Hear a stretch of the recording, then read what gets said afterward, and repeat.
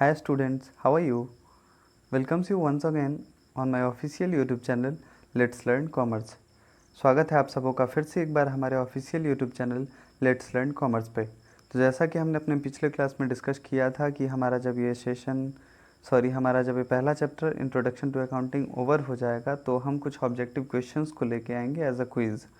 तो वही मैंने आज किया है। आज के इस सेशन में हम डिस्कस करने वाले हैं अपने 20 क्वेश्चंस को जो ऑब्जेक्टिव टाइप्स के होंगे। आपको एक पेन और एक पेपर अपने पास रखना है और जो पहला सवाल होगा, हालांकि मैंने तो सारे का आंसर साथ में टिक आउट भी कर दिया और मैं उसे एक्सप्लेन भी करूँगा, पर आपको कोशिश करना है कि आप उसमें ज़्यादा से ज़्यादा सवाल जो हों वो आप सही करें। First of all, if you are new on my channel, please do subscribe my channel, hit the like button, comment and share as more as you can. You can follow me on Unacademy also. Simply type Ravi Roshan KR 6388। तो students, आइए आज का हम अपना ये session शुरू करते हैं। और एक बात और मैं आप लोगों से बता दूं कि इस ऑब्जेक्टिव क्वेश्चन आंसर में ऐसा नहीं है कि मैं सिर्फ आपको आंसर बताऊंगा, मैं ये भी बताऊंगा कि वो आंसर क्यों होगा और उसके पीछे जो भी लॉजिक होंगे मैं कोशिश करूंगा कि ज़्यादा से ज़्यादा आपको एक्सप्लेन कर सकूं ताकि क्लियरली बिल्कुल क्लियर हो जाए, क्रिस्टल क्लियर हो जाए। कोई भी सस्पिशन, किसी भी तरह का कोई डाउट इस चैप्टर में अब नहीं चाहिए। मतलब ये 4 या 5 वीडियोस जो थे हमारे, ये सफिशिएंट होने चाहिए। उसके बाद आपको नोट्स जो है मैं यहाँ भी लिंक प्रोवाइड कर दूँगा और उसके अलावा टेलीग्राम पे भी आप लोगों को वहाँ प्रोवाइड करवा दिया जाएगा, हिंदी और इंग्लिश दोनों में। तो आइए आज का हम अपना ये पहला सेशन शुरू करते हैं। और पहला मल्टीपल चॉइस क्वेश्चन हमारे स्क्रीन पे ये रहा, जो है अकाउंटिंग इज़ ए। अकाउंटिंग क्या है? पहला ऑप्शन है प्रोफेशन, पेशा। दूसरा ऑप्शन है सोशल फोर्स, सामाजिक दायित्व। और तीसरा ऑप्शन है सर्विस एक्टिविटी। और ये चौथा ऑप्शन है हमारा ऑल ऑफ दीज। गाइज, जब हमने पहले ही दिन या दूसरे दिन अपने अकाउंटिंग इंट्रोडक्शन को पढ़ा था तो उसमें मैंने आपको बताया था कि अकाउंटिंग के फीचर्स में ये सारी चीज़ें आती हैं। वो एक प्रोफेशन भी है, अकाउंटिंग सोशल रिस्पॉन्सिबिलिटी भी है और अकाउंटिंग एक सर्विस एक्टिविटी भी है। तो इसीलिए हमारा पहला जो सवाल है उसका आंसर जाएगा option D. D option is the correct answer of question number 1. Now we have second multiple choice question on our screen, and the second question is which of the following is not a limitation of accounting? इनमें से कौन एक ऐसा है जो लेखांकन की सीमा नहीं है? तो 4 ऑप्शन है गाइज और इसमें से 3 ऐसा होगा जो अकाउंटिंग का लिमिटेशन होगा, एक मात्र ऐसा ऑप्शन होगा जो अकाउंटिंग का लिमिटेशन नहीं होगा। आपको उसी ऑप्शन को फाइंड आउट करना है। ओके, तो स्टूडेंट्स, पहला हमारा ऑप्शन है based on accounting convention. Convention का मतलब परंपरा, तो ये अकाउंटिंग कन्वेंशन पे बेस्ड होता है। तो हमने लिमिटेशन में इस बात की जिक्र की थी, तो इसीलिए ये ऑप्शन नहीं होगा। दूसरा ऑप्शन है evidence in legal matter. Guys, ये अकाउंटेंसी की पॉजिटिविटी है, ये अकाउंटिंग का कैरेक्टरिस्टिक है, ना कि ये अकाउंटिंग का लिमिटेशन है। ये लीगल मैटर में हमारी मदद करता है। जैसे कोई भी क्रेडिटर या कोई भी व्यक्ति अगर हमारे फर्म के खिलाफ़, अगर हमारे कंपनी के खिलाफ़ किसी लेन देन को लेकर, किसी ट्रांजेक्शन्स को लेकर कंप्लेन कर देता है, केस कर देता है, तो हम अपने अकाउंटिंग रिकॉर्ड्स को एज ए एविडेंस दिखाकर हम अपने आप को सही प्रूव कर सकते हैं। तो इसीलिए ये अकाउंटिंग का एक कैरेक्टरिस्टिक है। So B is the correct answer of question number 2। चलिए फिलहाल जो 2 ऑप्शन और बचे हैं हम उनको भी देख लें। तीसरा ऑप्शन है हमारा इनकम्प्लीट इन्फॉर्मेशन। ये अकाउंटिंग का लिमिटेशन है, इनकम्प्लीट इन्फॉर्मेशन। और चौथा है ओमिशन ऑफ क्वालिटेटिव इन्फॉर्मेशन। मैंने पहले दिन जब क्लास लिया था तो उस दिन आप लोगों से मेंशन किया था इस बात का कि अकाउंटिंग जो है ओनली रिकॉर्ड करता है किस चीज़ को, तो ये केवल उन्हीं ट्रांजैक्शंस को रिकॉर्ड करता है जो मॉनेटरी वैल्यू में होते हैं, बाकी को ये रिकॉर्ड नहीं करता। तो यहाँ डी ऑप्शन में वही बात लिखी गई है। ओमिशन का मतलब होता है त्रुटि। Omission of qualitative information, qualitative information जो होता है उसको ये इग्नोर करता है। तो ये भी अकाउंटिंग का एक लिमिटेशन है, सॉरी। तो ये दूसरा ऑप्शन जो है वही हमारा करेक्ट आंसर है, एविडेंस इन लीगल मैटर्स। ये कैरेक्टरिस्टिक था, ना कि हमारा लिमिटेशन था। अब आते हैं हम अपने तीसरे क्वेश्चन की ओर। और तीसरा क्वेश्चन जो हमारे स्क्रीन पे है वो है the main objective of book keeping is. Book keeping का मेन ऑब्जेक्टिव क्या है? पहला option complete recording of transactions. लेन देन के जो ट्रांजैक्शंस को अच्छे से रिकॉर्ड करना, रूल वाइज रिकॉर्ड करना, तो ये पहला ऑप्शन हमारा सही है। दूसरा है ascertainment financial effects of the business, व्यवसाय पर पड़ने वाले वित्तीय प्रभावों का लेखा जोखा करना, उनका अनुमान लगाना, ये भी अकाउंटिंग का ऑब्जेक्टिव है, इसलिए ये भी सही है। तीसरा ऑप्शन है analysis and interpretation of data, ये भी सही है। तो चौथा ऑप्शन जो है उसमें ऑल ऑफ दीज आ रहा है, इसीलिए हमारा थर्ड क्वेश्चन का जो आंसर होगा वो ऑल ऑफ दीज होगा। D is the correct option of question number 3। Now we have question number 4 and question number 4 is in accounting records is made of. Accounting में रिकॉर्ड जो होते हैं किन चीज़ों से बनाए जाते हैं? पहला है ओनली फाइनेंशियल ट्रांजेक्शन्स, ठीक है, ये केवल फाइनेंशियल ट्रांजेक्शन्स को रिकॉर्ड करता है, यही आंसर हमारा सही है। अकाउंटिंग जो होता है वो केवल कैसे रिकॉर्ड्स को करता है? तो फाइनेंशियल रिकॉर्ड्स को करता है। Financial and non financial transaction, ये सेकंड ऑप्शन हमारा गलत है। नॉन फाइनेंशियल ट्रांजेक्शन के लिए अकाउंटिंग में कहीं कोई जगह नहीं है। तीसरा है ओनली नॉन फाइनेंशियल ट्रांजेक्शन, ये भी गलत है। और चौथा है personal transaction of the owner, ये भी नहीं होगा। तो फोर्थ का आंसर हमारा जाएगा option A is the correct option of question number 4। आते हैं हम अपने पांचवें सवाल पे, और वो है 5000 paid as a rent is A या एन। 500 रुपये रेंट के तौर पे चुका है, और ये क्या है, किस तरह का ट्रांजेक्शन है, ये आपको पता करना है। तो पहला है रियल ट्रांजेक्शन, दूसरा है इवेंट, तीसरा है पर्सनल ट्रांजेक्शन। ये तीनों के तीनों गलत हैं।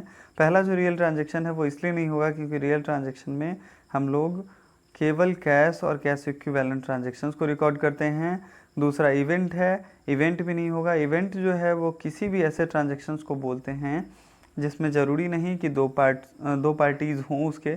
जैसे मैं एक एग्जांपल दे रहा हूँ आपको, मान लीजिए कि आफ्टर सेलिंग 5000 रुपीज़ गुड्स, 5000 के गुड्स को सेल करने के बाद I have 2000 rupees stock remaining in my stock. 2000 रुपये का स्टॉक जो है वो मेरे अकाउंट में भी है। तो ये कहीं कोई ट्रांजैक्शन नहीं हुई, इसमें कहीं कोई ट्रांजैक्शन नहीं है, तो इसीलिए इसे हम इवेंट कहेंगे, ठीक है। तो ये होता है इवेंट।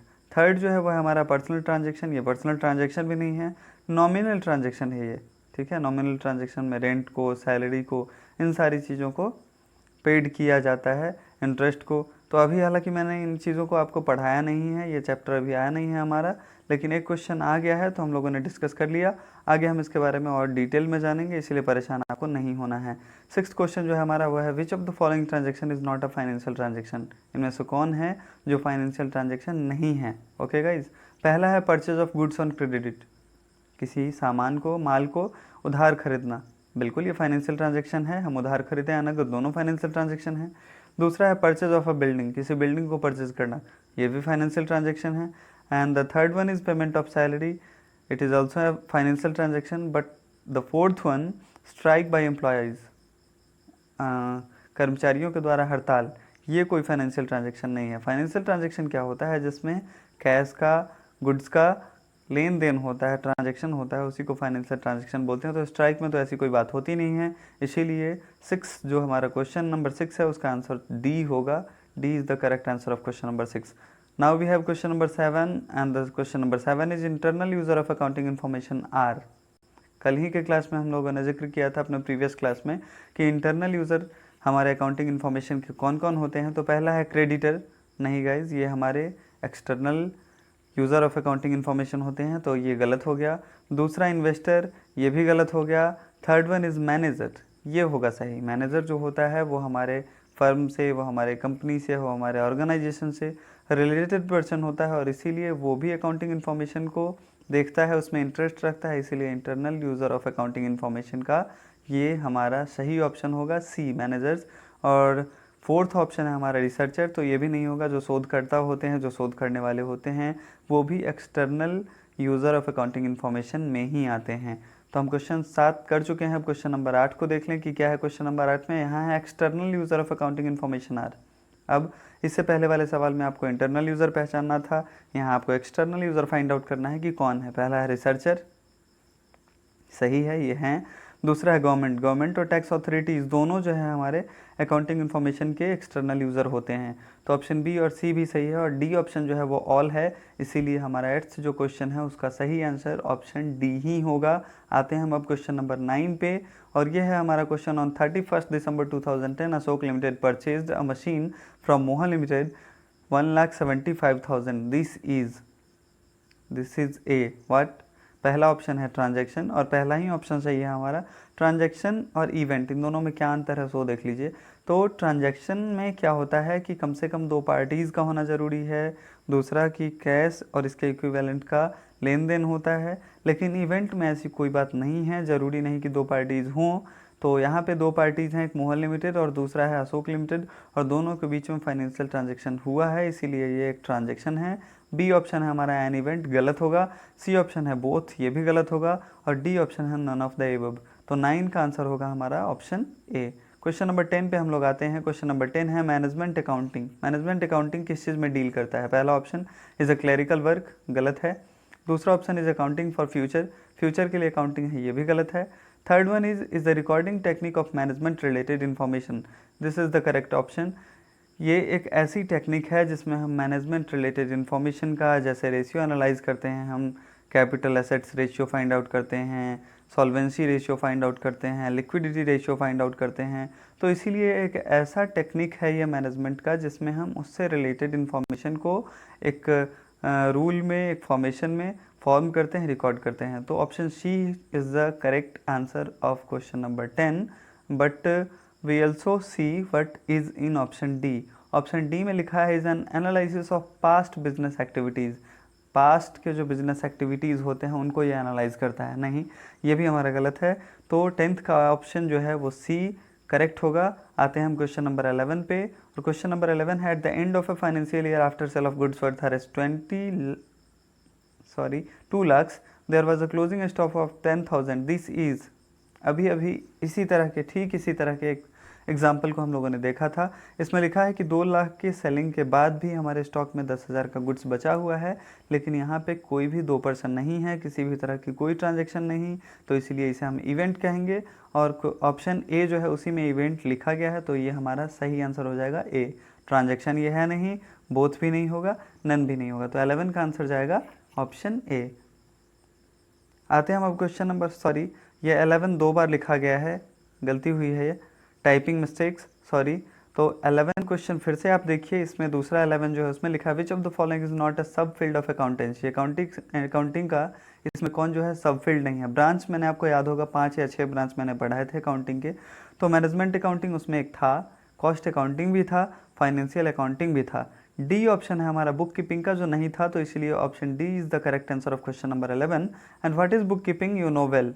बुक कीपिंग क्या था? तो it is a ancient technique, it is an old technique of keeping records. Okay, चलिए अब आते हैं हम क्वेश्चन नंबर 12 पे। क्वेश्चन नंबर 12 है हमारा all of the following are not, sorry all of the following are the function of accounting except, मतलब इनमें से 3 जो होंगे अकाउंटिंग के फंक्शन होंगे, अकाउंटिंग का वर्क होगा, एक जो होगा वो नहीं होगा। आपको फाइंड आउट करना है कौन। पहला है डिसीजन मेकिंग, तो अकाउंटिंग का वर्क है डिसीजन मेकिंग, अकाउंटिंग इन्फॉर्मेशन के बेसिस पे, अकाउंटिंग रिकॉर्ड्स के बेसिस पे डिसीजन मेकिंग होता है। मैंने आपको बताया था कि जो पॉलिसी पहले से हमारे ऑर्गेनाइजेशन में होती हैं उनको हम इवेल्युएट करते हैं, और अगर इसके बाद किसी तरह की कोई इन्फॉर्मेशन हमें मिलती है जिससे हमें अपने पॉलिसी को अमेंडमेंट की ज़रूरत होती है, उसमें किसी सुधार की ज़रूरत होती है, तो हम नई पॉलिसी को फॉर्मेट करते हैं। तो इसलिए decision making is the function of financial work. दूसरा है मेजरमेंट, मेजरमेंट भी फंक्शन है इसका।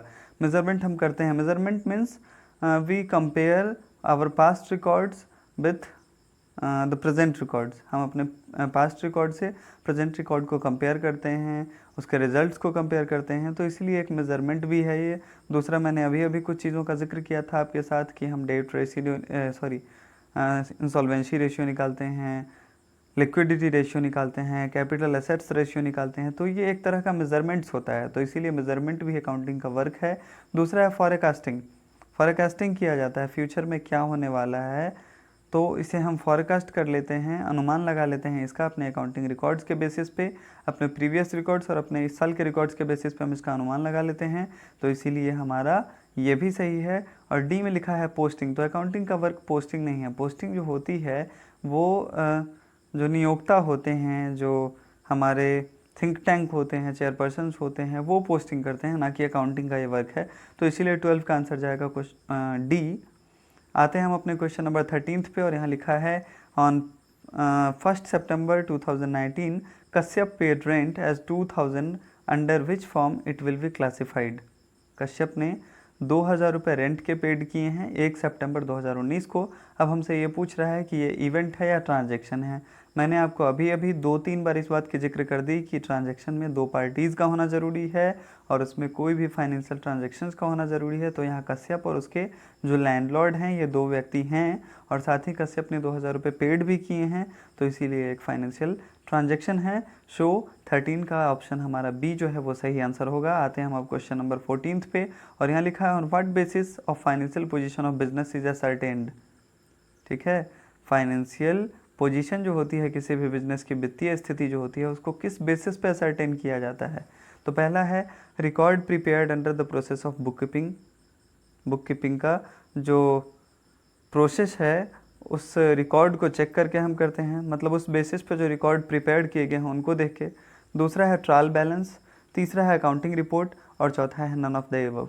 तो गाइज ऑप्शन सी इसका करेक्ट आंसर होगा, क्योंकि अकाउंटिंग रिपोर्ट्स के बेसिस पे, अकाउंटिंग रिपोर्ट्स क्या होते हैं, जब अकाउंटेंट अपना वर्क पूरा कर लेते हैं, जब वो सारे रिकॉर्ड्स को रख लेते हैं, उसके बाद वो balance sheet, profit and loss account, cash flow statement जो भी हैं उन सारी चीज़ों को बनाते हैं, तब वो अपना एक रिपोर्ट तैयार करते हैं ताकि वो अपने नियोक्ता को इसकी जानकारी दे सकें कि उनका फर्म जो है, उनकी एंटिटी जो है वो किस कंडीशन में है।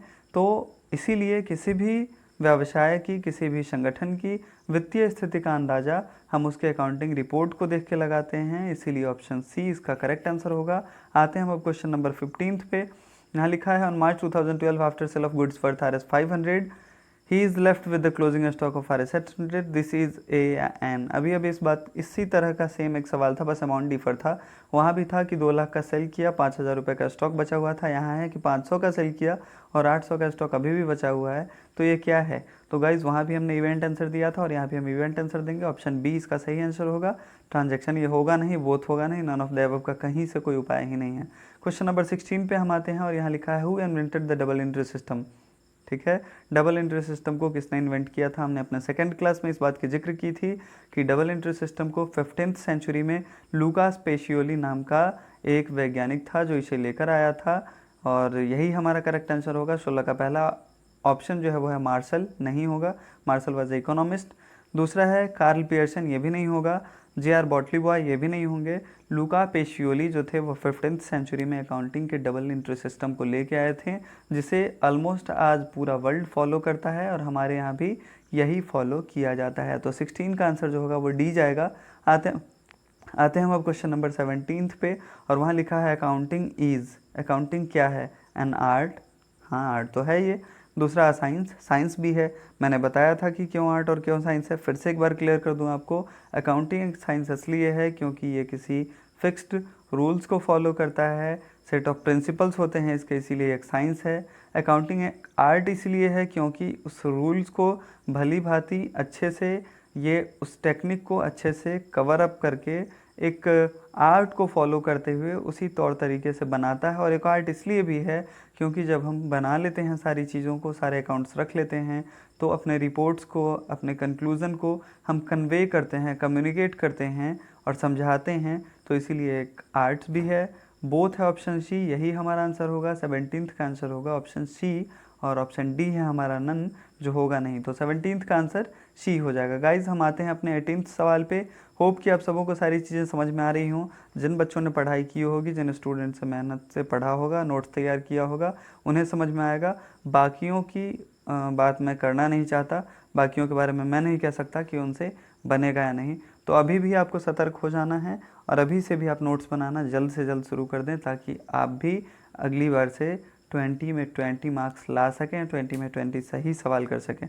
18th हमारा क्वेश्चन है, book keeping was introduced by. Book keeping सबसे पहले कहाँ आया था? इंग्लैंड, अमेरिका, इटली और इंडिया। तो ऑप्शन सी इसका आंसर होगा। इटली में सबसे पहले बुक कीपिंग इंट्रोड्यूस्ड किया गया था।